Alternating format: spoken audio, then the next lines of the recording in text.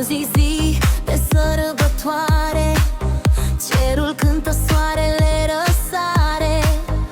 Două inimi, aceeași zi, eu și Leonardo plini de bucurii.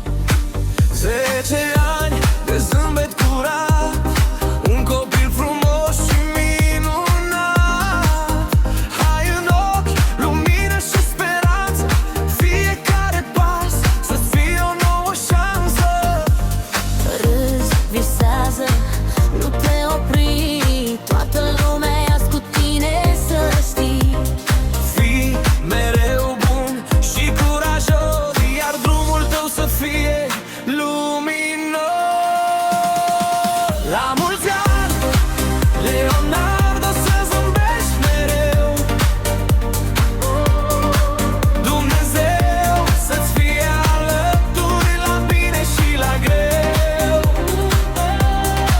Sănătate, fericire și iubire din belșug, să-ți împlinești orice vis pe al vieții drum. Din partea mea, Arcadie, îți spun cu drag să nu renunți niciodată la al tău steag. Astăzi și eu îmi serbez ziua mea și mă bucur că o împărțim împreună, da.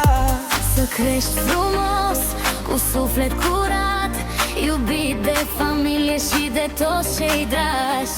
Fiecare zi să-ți aducă un nou început, iar viitorul să-ți fie plin de lumină. La mulți ani, Leonardo!